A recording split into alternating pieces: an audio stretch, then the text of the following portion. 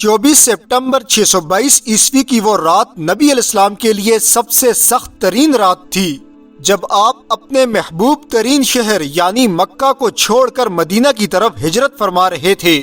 مکہ کے اندر مسلمانوں پر کئی عرصے تک ظلم و زیادتی کی جاتی رہی۔ سب سے پہلے آقا صلی اللہ علیہ وسلم نے اپنے جانثاروں کو مدینہ کے لیے روانہ کیا۔ پھر 24 سپٹمبر کو خود نبی صلی اللہ علیہ وسلم حضرت ابوبکر صدیق کے ساتھ مدینہ روانہ ہوئے۔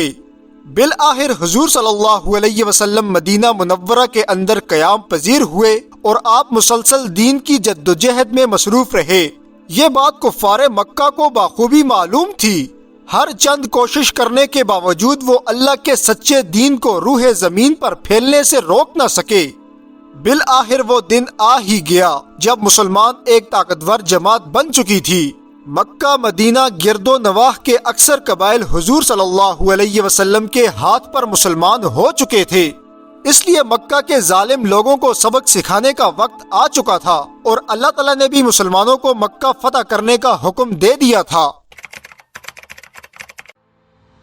مدینہ کے اندر حضرت صلی اللہ علیہ وسلم نے مسلمانوں کو مکہ جانے کی تیاری کا حکم فرمایا، ساتھ اس بات کی ہدایت بھی کی کہ مکہ والوں کو ہرگز مدینہ والوں کی آمد کی اطلاع نہ دی جائے۔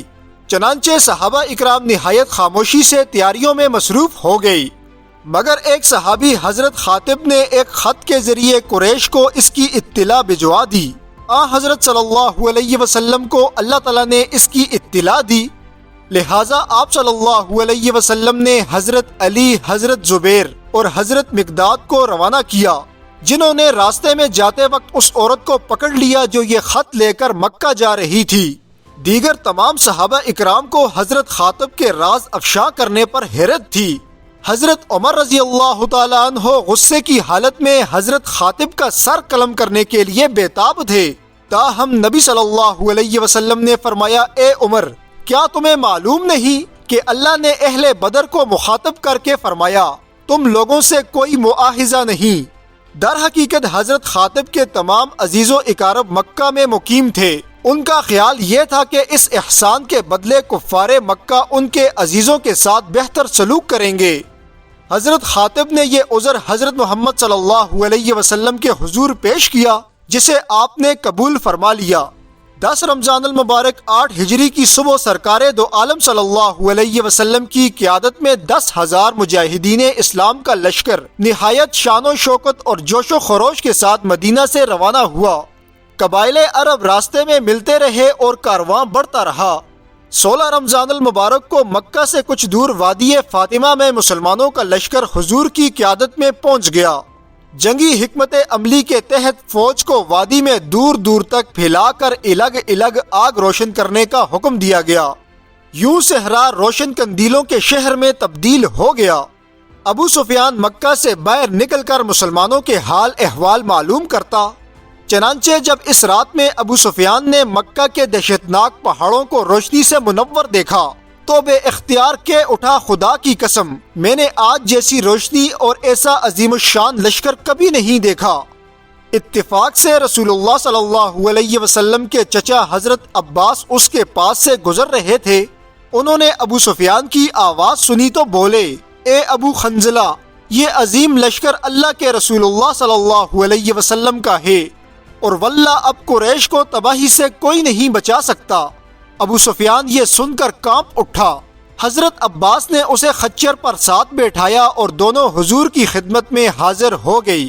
صحیح بخاری میں ہے کہ ابو سفیان نے وہاں پر ہی اسلام قبول کر لیا۔ منگل 17 رمضان کی صبح یہ لشکر وادی ذی طویٰ میں پہنچا۔ یہاں آپ صلی اللہ علیہ وسلم نے لشکر کی تربیت و تقسیم فرمائی۔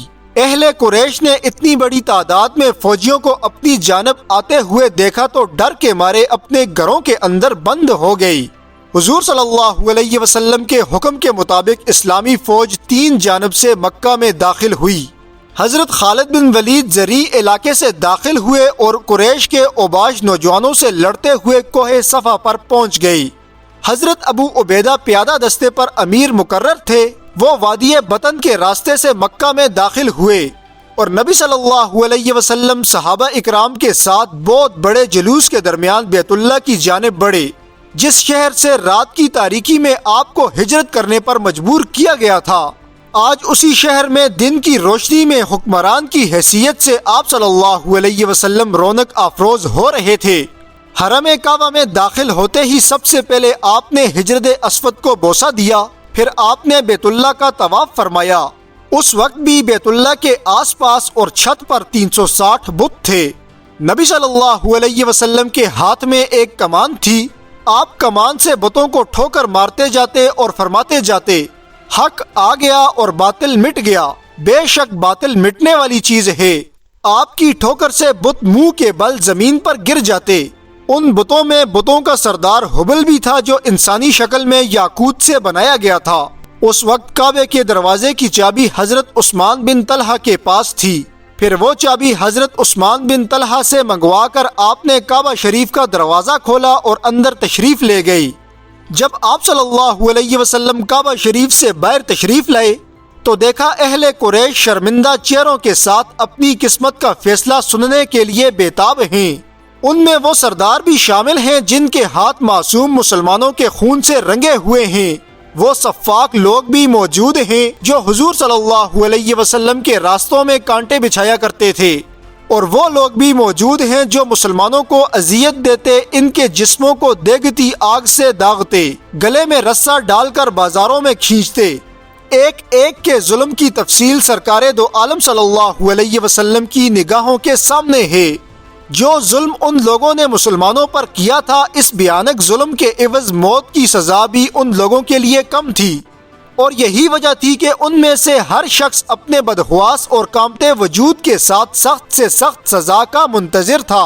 نبی رحمت صلی اللہ علیہ وسلم نے مجمع پر ایک طائرانہ نظر ڈالی، پھر اچانک یوں لگا کہ جیسے جلملاتے ستاروں سے حرم جگمگا اٹھا۔ کعبے کے دروازے کو مضبوطی سے پکڑتے ہوئے اللہ کے محبوب کی روح پرور آواز گونجی، اے مکہ کے لوگوں، کیا تم جانتے ہو کہ آج میں تمہارے ساتھ کیا سلوک کرنے والا ہوں؟ اگرچہ قریش ظالم اور بے رحم تھے، لیکن نبی صلی اللہ علیہ وسلم کے مزاج مبارک سے بخوبی واقف تھے۔ سو قریش کے لوگ پکار اٹھے، آپ شریف بھائی اور شریف بھائی کے بیٹے ہیں۔ جواب میں سرکار دو عالم صلی اللہ علیہ وسلم نے فرمایا، میں تم سے وہی بات کہتا ہوں جو حضرت یوسف علیہ السلام نے اپنے بھائیوں سے کہی تھی، آج تم لوگوں پر کوئی گرفت نہیں، جاؤ تم سب آزاد ہو۔ ہجرت کے وقت رسول اللہ کے گھر کا محاصرہ کرنے والے 14 سرداروں میں 11 سردار غزوہ بدر کے اندر مارے جا چکے تھے۔ 3 غزوہ بدر کے اندر شرکت نہ کرنے کی وجہ سے بچ گئے۔ آج وہ 3 سردار بھی اپنی قسمت کا فیصلہ سننے کے لیے بے قرار تھے۔ جب اللہ کے رسول نے ان تینوں سردار یعنی ابو سفیان بن حرب، حکیم بن جزام اور جبیر بن مطعم کا نام لیا تو ایک بار پھر مجمع کو جیسے سانپ سونگھ گیا۔ ہر شخص کو لگ رہا تھا کہ ان تینوں کا انجام تو بہت بھیانک ہونے والا ہے۔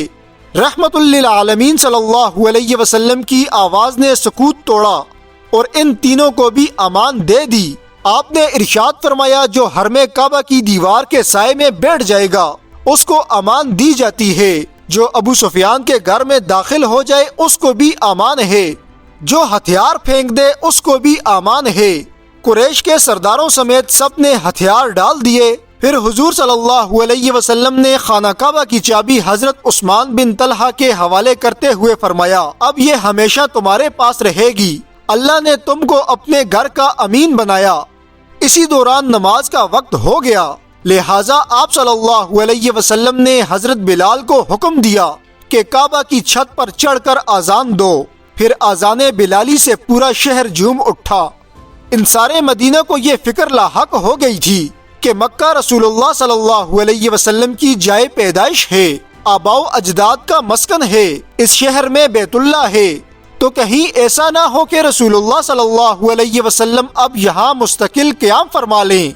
اس پر آپ صلی اللہ علیہ وسلم انصار کے پاس تشریف لائے اور فرمایا، اے انصار مدینہ، واللہ اب زندگی اور موت تمہارے ساتھ ہی ہوگی۔